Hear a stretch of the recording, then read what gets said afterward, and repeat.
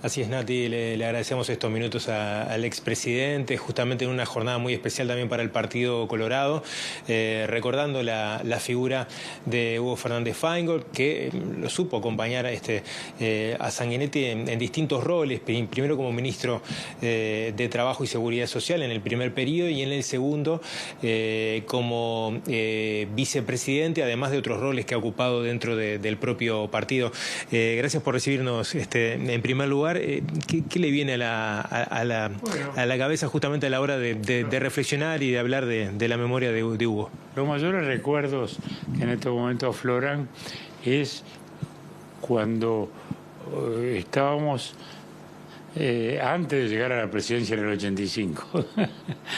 O sea, Hugo había estado trabajando en Costa Rica en los temas sociales. Incluso había sido decano de una facultad de ciencias sociales y estaba trabajando en asesoramiento de instituciones internacionales. Cuando empezó lo de la apertura se vino y ahí colaboró con nosotros en aquel momento. Y estos días, ahora estaba mirando unas fotos de cuando estábamos en la campaña electoral, que recuerdo que hicimos unos programas, 3 programas en el Canal 10, que se llamaba Un presidente y su gente. Y hay uno que está Achugarri, él, el doctor Rigol y Adela Reta y yo hablando, ¿no? Hicimos 3 programas con gente de lo que podía ser nuestro equipo de gobierno. Y ahí estaba Hugo ya. Y después otra foto que vi ahora, cuando estábamos ya electos en el Columbia. Ahí con el gallego Baquer Romero, que fue el subsecretario de Adela Reta, murió muy joven también. Pero Hugo era un valor extraordinario, de una gran formación sociológica, y fue un ministro de Trabajo excepcional, en un momento muy complejo. ¿Por qué? Bueno, porque el sindicalismo renacía a la vida, con todo el brío. Todos sabemos que la transición, que hoy se le mira ya como si fuera la batalla de las piedras, ¿no? No era un clima, digamos, de tranquilidad absoluta. Sabíamos que medio ejército no había estado de acuerdo con la salida. Sabía que mucha gente estaba esperando que se nos desarticulara, que no pudiéramos manejarlo. Es más, mucha gente especulaba con que el sindicalismo iba a ser un factor de desestabilización. Él restaura los consejos de salario, por ejemplo. Él restaura los consejos de salario y establece un gran diálogo social en aquel momento. Naturalmente, en aquel momento había el peso de algunos dirigentes sindicales muy importantes, como Pepe de Lía, por ejemplo, con el cual teníamos un diálogo además personal de toda la vida. Pero no era fácil tampoco para ellos, porque tenían la presión de adentro. Venían de grandes rezagos salariales, ¿no? Bueno, entonces no era sencillo el tema. Y hace un ministerio muy innovador. Incluso los primeros centros CAIF nacen ahí. El plan CAIF nace en ese ministerio. Me acuerdo por Vidar, que era hijo de Daniel, el sociólogo, que fue un poco el técnico que trabajó en eso con Hugo, y armaron eso que hasta hoy es considerado, digamos, la mayor herramienta, digamos, del Estado y la sociedad civil para enfrentar los fenómenos de pobreza infantil, ¿no? O sea, fue un ministerio extraordinario. Después Hugo, siguió naturalmente una carrera política brillante, fue senador, fue fue vicepresidente de la República, como hablamos, ¿no? Sí, ante la muerte de Batalla le toca asumir. Seguro, exactamente. Cuando muere Hugo, era un senador excelente y un vicepresidente notable. Y después fue embajador en Estados Unidos, se integró en aquel equipo que tuvo que armar la solución. Cuando la crisis del 2002, en que estaban los economistas, pero estaba el político también, ¿no? Porque Hugo era el que tenía además las conexiones con los funcionarios del Departamento de Estado y de la Secretaría de Tesoro, que fueron fundamentales para poder organizar aquella salida que salvó el crédito del país. Entonces, en todo eso estuvo Hugo, fundó su movimiento ballista, se llamaba el MAS, Movimiento de Acción Social más ballista, era lo que se decía. Y fue una figura muy destacada. Sobre todo, aquel Ministerio de Trabajo era Renán Rodríguez, era su secretario, Luis Breso era el director de trabajo. Fue un equipo de estrellas en aquel momento. Desgraciadamente Hugo en los últimos años le había ido mal económicamente, estaba muy mal de salud, con enormes dificultades. Pero bueno, hace un mes lo fuimos a ver a Maldonado. Mañana lo vamos a ir a despedir.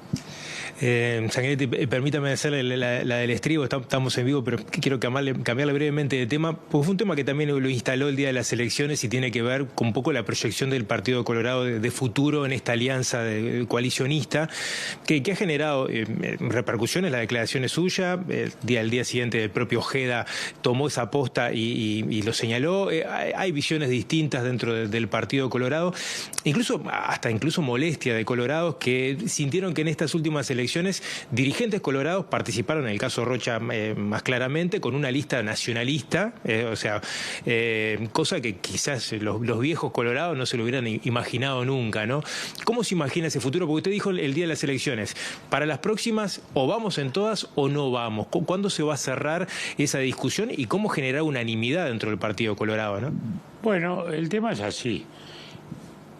Se hizo un acuerdo en Montevideo, Canelones y Salto, porque no hicimos en los 19 como proponíamos nosotros. ¿Usted piensa si en La Valleja, por ejemplo, hubiera sido distinto el escenario? Sí, no hay duda que se ganaba. El Partido Colorado llevó más de 5.000 votos. Se ganaba cómodamente la coalición. La coalición en La Valleja cómodamente. En Fray Bentos también ganaba, en Río Negro también ganaba. Es decir, el panorama hubiera sido distinto. No porque sean tan espectaculares las diferencias en votos, pero sí hasta psicológicamente, ¿no? De modo que yo lo que sí creo es que el diseño de la coalición tiene que cambiar, porque tenemos que ir de otro modo a afrontar estas emergencias. Creo que también se vincula esto a otros temas, porque es unánime que es demasiado largo el proceso electoral. Eso lo han dicho los amarillos, los verdes y los azules, todos. Todo el mundo dice esto es una fatiga, esto no se aguanta más. Bueno, creo que ese es el gran tema, en primer lugar. Creo que todo el sistema político tiene que repensar eso. La democracia nuestra es sólida, es fuerte, pero tiene que combatir también la fatiga de la ciudadanía. Es un tema de todo Occidente. El ciudadano descomprometido, que mira de lejos, ¿no? Entonces, y eso hay que tener cuidado con eso. Porque de ahí el debilitamiento de los centros, centro izquierda, centro derecha, y la afirmación de las extremidades, ¿no? Las extremas derechas que han crecido hoy en Europa de un modo increíble, las extremas izquierdas, que también lo son. Entonces, todo esto nos lleva a la necesidad de articular entonces respuestas. Me parece que ese es un primer gran tema. Hay que repensar un poco esto. ¿Cómo reducimos esto? ¿Cómo cambiamos? ¿Seguimos con las internas como están? ¿Las cambiamos? No sé. Pero digo, primer gran tema. Luego, dentro de ese gran esquema también está nuestra coalición. El Frente tiene resuelto ese tema ya de 10 años, donde han logrado mantener su identidad el Partido Socialista, el Partido Comunista y el MPP, que fue una construcción que se fue armando también más tarde, ¿no? Porque hubo un momento en que predominaba la 99, por ejemplo. Es decir, la geografía interna del Frente cambió mucho, pero no su articulación. Lo nuestro es más incipiente y todavía rechina mucho más la alianza. Entonces, hay que buscarle la vuelta. Yo creo que sí, como votamos ahora, no más. O van las 19 o no va ninguna, iremos a otro esquema, que no sé cuál será. Pero vuelvo a decir, me parece que hoy